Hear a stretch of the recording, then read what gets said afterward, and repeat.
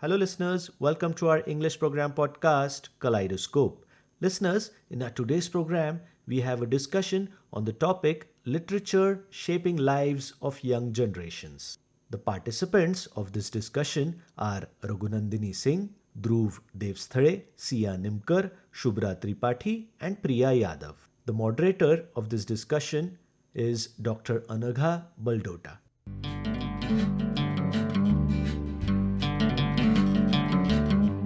Hello, folks.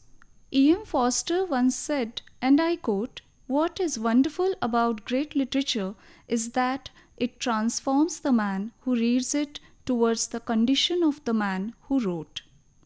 Literature, being the eternally benevolent friend of humanity, always has contributed to mental and emotional wellness of the person who dives deep into it. Friends, we all are literature lovers. Let's share our fondness and experience of reading literature and shaping our mindsets and nurturing lives towards betterment. Let's discuss the importance and the significance of reading in the life of an individual. Dr. Kalam, the great former president and the missile man of India, whose birth anniversary is celebrated on 15th October, was an avid reader. Such a visionary once said in one of his essays from a literary compilation, The Joy of Reading, and I quote, "Books are my favorite friends, and I consider my home library with many thousand books to be my greatest wealth. Every new book, based on some new idea, inspires me and gives me a new thought to ponder upon." Going by the same lines, I would like to discuss with each one of you what reading means to you. Dhruva, would you like to break the ice? Certainly, ma'am. I would describe reading as my absolute solace. For me, reading acts as the ultimate tool of relaxation on any given day. It helps me regather my thoughts, providing me an extreme sense of peace and clarity at any point in time. However, the experience may differ person to person. Isn't it, Raghunandini? Not really, Dhruva. For me too, reading is a peaceful escape from my overly scheduled life. It has always soothed and comforted me. It is something that asks nothing in return. It is a medium for me to escape the rush of the outside world, relax and reconnect with my thoughts. What do you say, Sia? Ma'am and friends, just like Dhruva and Raghunandini, I also find peace in reading. Moreover, reading is my me time. Books are a source of empathy, sensitivity, and sensibility. It is the very thing which makes me, rather all of us, connect to certain characters in the novels. Gradually, as we go on reading, the I in us disappears and we become one with the character. Also, just like ma'am said earlier, books are my friends too. They've always been with me and have enriched my personality, my knowledge, and my values. And just as we personify books as friends, don't we also bibliophile ourselves? We also see our life as a book, the first page as the beginning, with all those twists and turns, the ups and downs, and the last page as the end.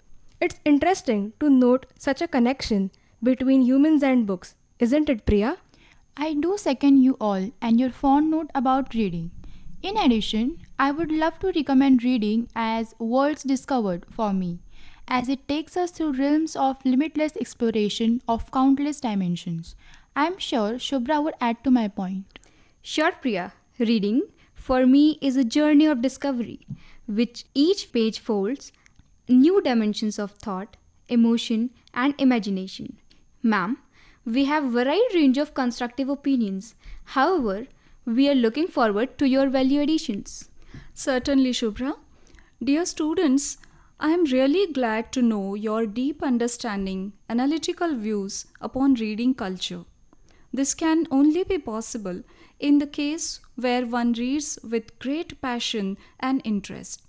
As avid readers, I am sure that you all must be having a genre or a particular niche kind of books or something that is your forte, which you might find go to in terms of reading. I would love to know your all time favorite genre and why you prefer the said genre or kind of books. Dhruva, would you please opine? Sure, ma'am.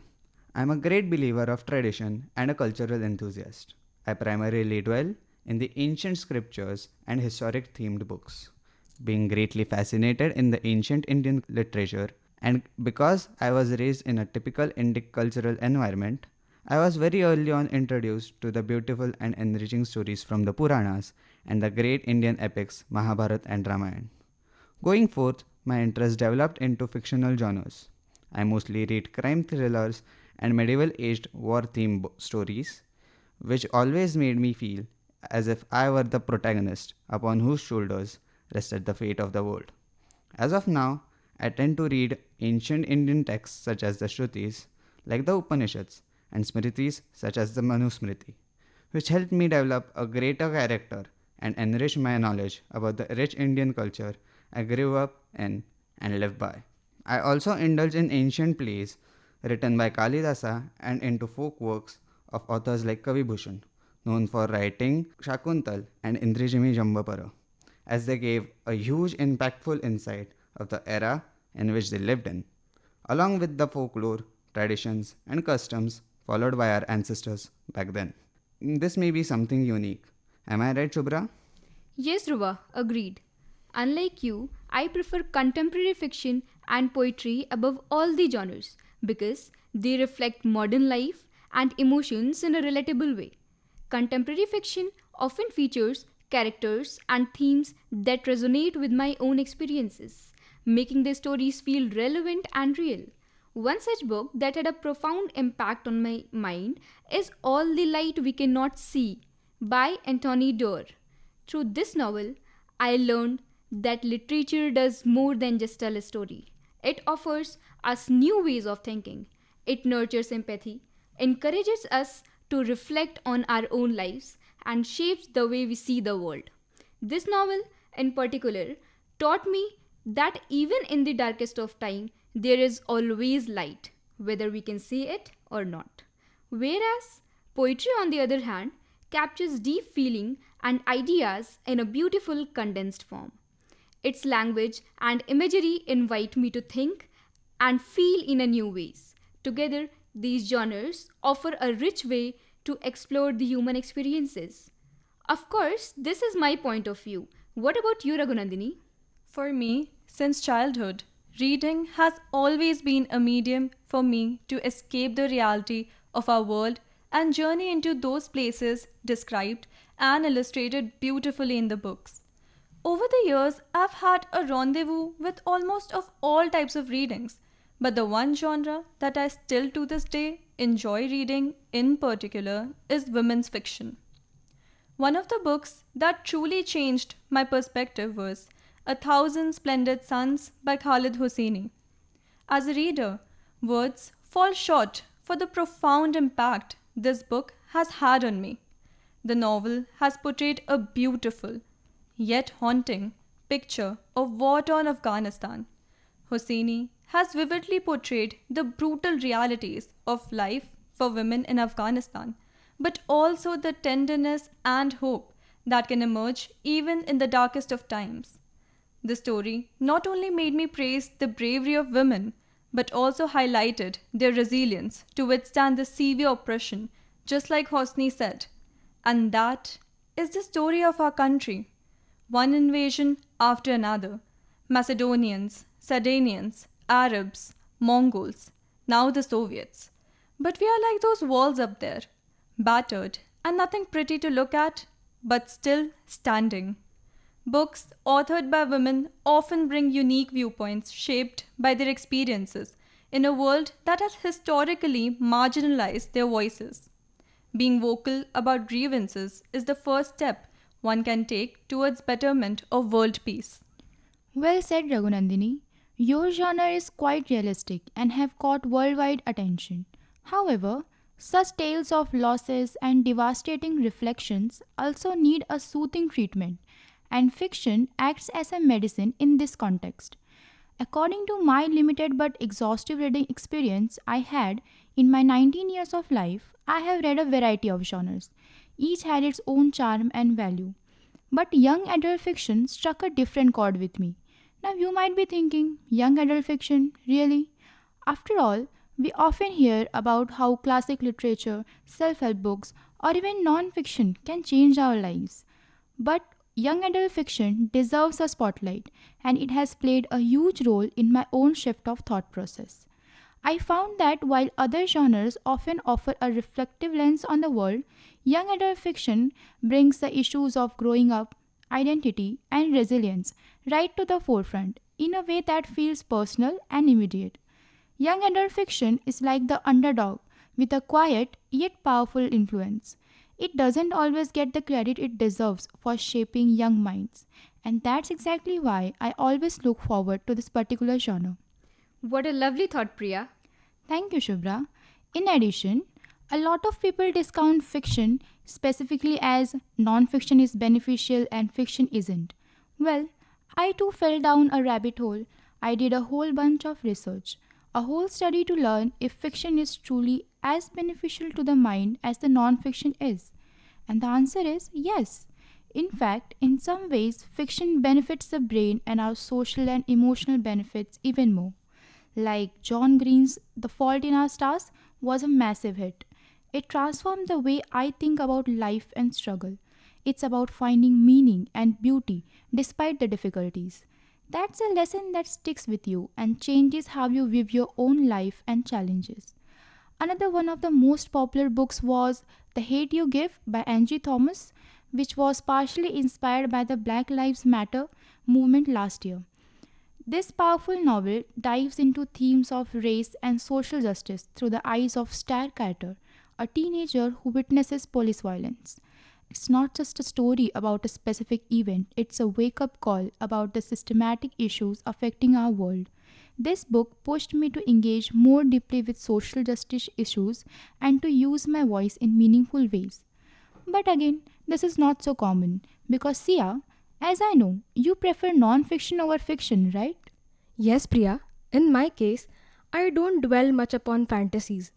Maybe that's why I'm more into reading non-fiction. Among the non-fiction ones, I would call Ikigai as my best friend. It is a book on Japanese lifestyle for a long and healthy life. It changed the way I looked at life, right from my food habits to my career goals.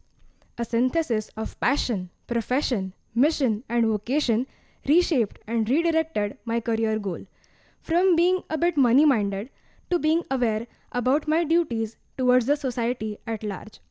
The source of the resilient mindset that I have today is Ikigai. I believe that such non fiction books have beautiful insights of the real world. They give us different perspectives, different views of the world around us. After all, fiction also has its origin, its birthplace in the real world, isn't it? The practical nature of the words of non fiction have taught me to embrace the truth of the real world. They have imparted the value of acceptance of reality to me, may it be people or a situation. How very incredible!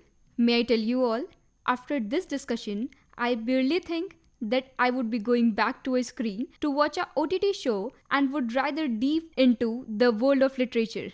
Which brings me to a thought that in this age of digital entertainment and pure audio-visual content available for every possible information consumption, what's the take over the entire pages over screens debate? Dhruva, may I please know this from you? Well, Shubhra, I could guess what you are hinting at. As very rightfully put forth, yes, the digital content has been overshadowing and slowly but surely killing the culture of books and reading, thus altering the entire definition of literature and literary excellence. Earlier, we have seen this happen in the Shakespearean era as well, when the rise of plays and folklore, the power of books had seemingly seen a decline. Post the era, the literary playwrights and the stage plays itself have become an inseparable part of the same books. For me, the book culture or bibliophilism has no decline, but always had to face a time where it had been at a low. It is like an undying phoenix, which at an age consumes itself in its own flames, only to reignite the flames of life in the dying embers and rise to its not so former yet glorious glory. Dhruva, this is really very motivating.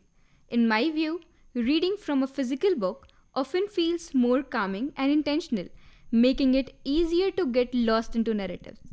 There is something special about the way books invite us to slow down and savor each word. For example, when I read Norwegian Wood by Haruki Murakami, the tactile experience of turning pages mirrored the novel's depth and emotional complexity.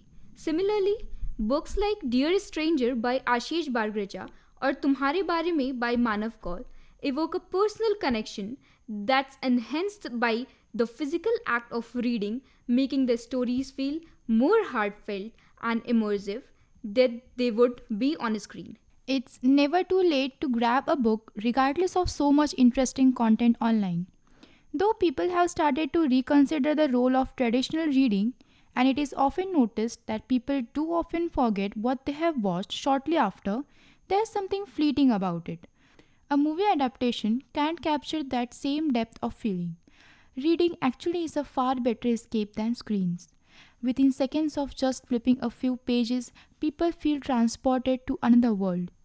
People can use books as a starting point and then explore related documentaries or articles. It can provide a deeper understanding of the topics they cover. So, why scroll endlessly when you can turn pages? Grab a book and let your imagination run wild, because the only notifications you need are plot twists and cliffhangers. Indeed, Priya, can't agree you more. You all are so very thoughtful about your reading habit and receiving the right. I'm literally feeling the same pensive mood always reflected through Wordsworth's poetry. Huge applause to your spirit of choosing quality and uniqueness over any kind of mediocre hobbies. Hope you all will continue the hobby as a habit and nurture the culture of reading and readers. With this note, I wish you all the best for your journey as lawyers of upcoming generations. Thank you. Thank you, Thank you, everyone.